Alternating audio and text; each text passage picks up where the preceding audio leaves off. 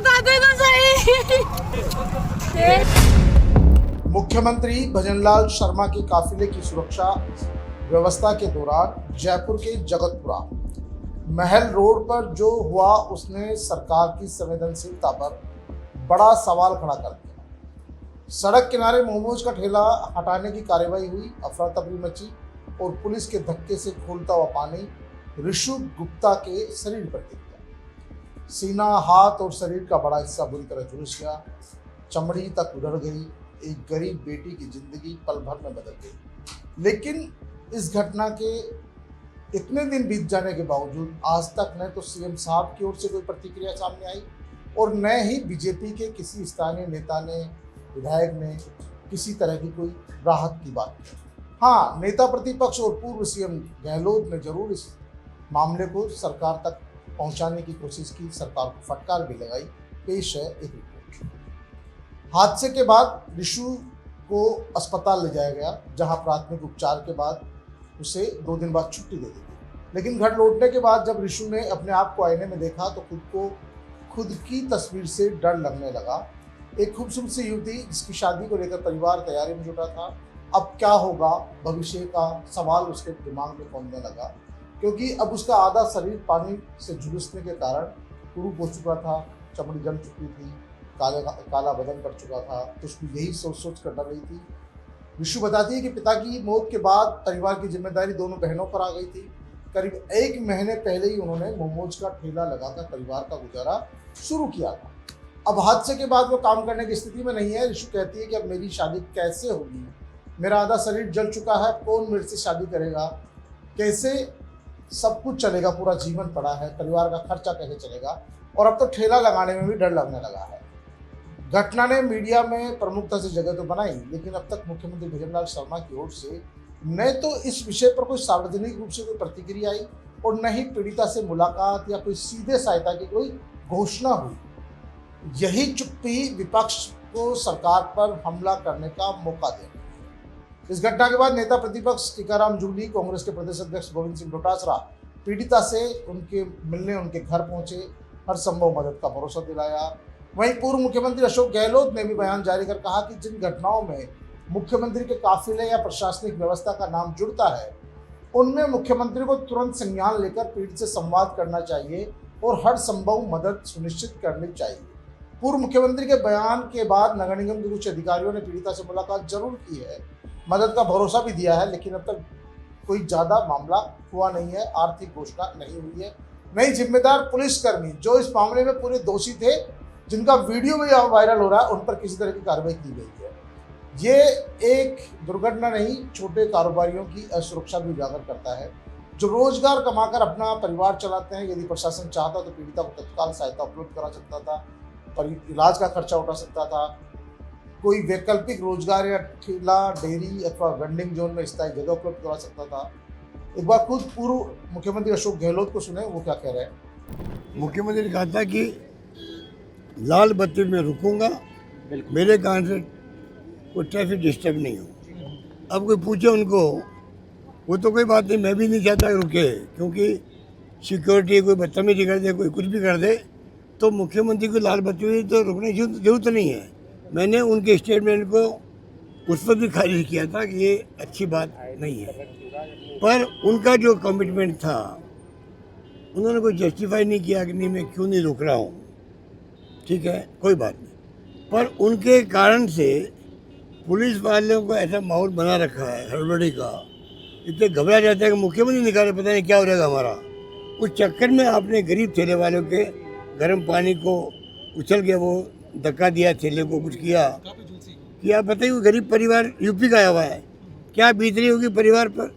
और दुर्भाग्य देखिए आप, अगर मुख्यमंत्री गाड़ी या काफिले की गाड़ी से थोड़ी टक्कर लग जाती है, तभी हम चिंता करते हैं कि मुख्यमंत्री काफिले की जो गाड़ी पीछे चल रही थी, आगे चल रही थी, या खुद की गाड़ी से ही टक्कर लग जाती, थोड़ा बहुत टक्कर लग जाती, तो हम बहुत उसको लेते गंभीरता से।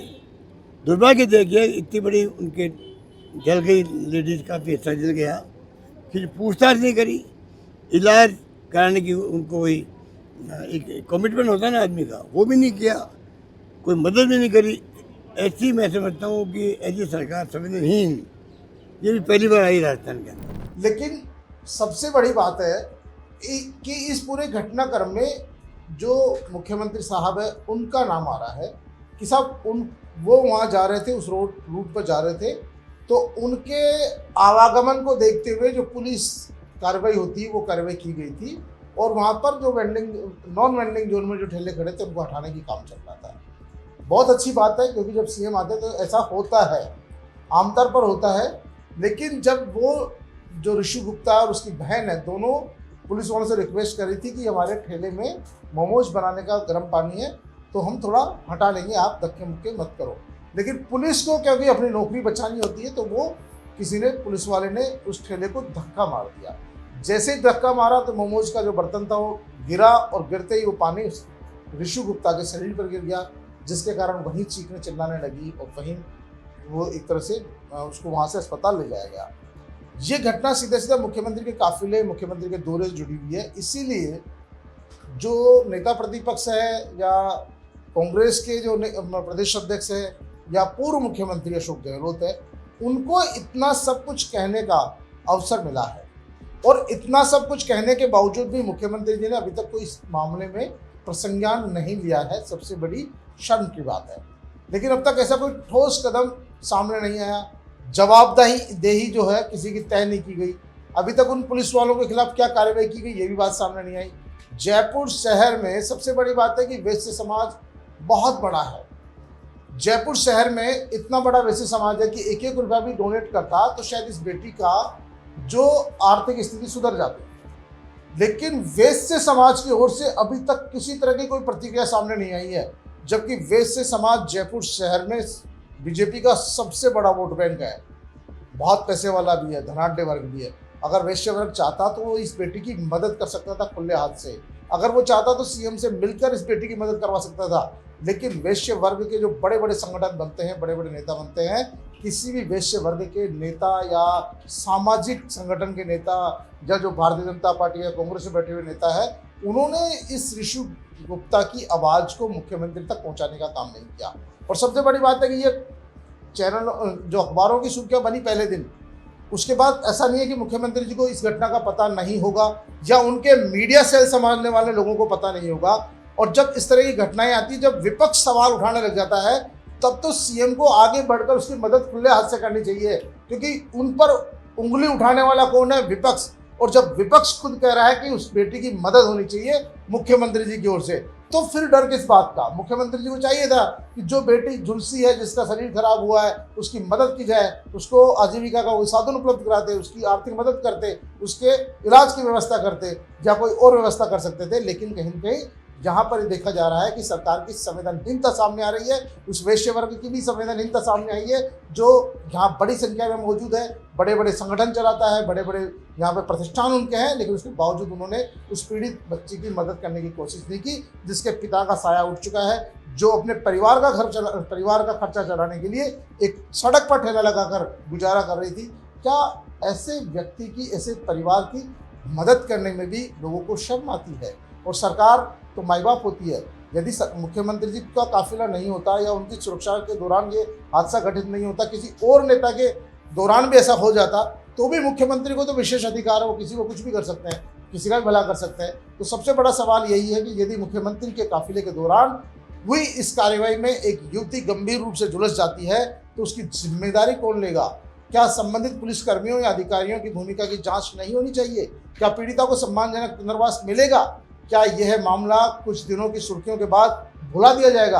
क्या ये सिर्फ एक सुर्खियों तक सीमित रहेगा या फिर मुख्यमंत्री खुद आगे बढ़कर उस बेटी के सिर पर हाथ रखेंगे कि बेटा चिंता की बात नहीं है, जो हुआ आगे बढ़ो, हम आपके साथ हैं? लेकिन ऐसा अभी तक दिखाई नहीं दे रहा है। ऋषि गुप्ता आज सिर्फ अपने जले हुए शरीर का दर्द नहीं झेल रही है, बल्कि वह इस सिस्टम की बेरुखी का दर्द भी झेल रही है। तो पीके टाइम्स की इस खास खबर में फिलहाल इतना ही। ताज़ा तरीन खबरों के लिए देखते रहिए पीके टाइम्स।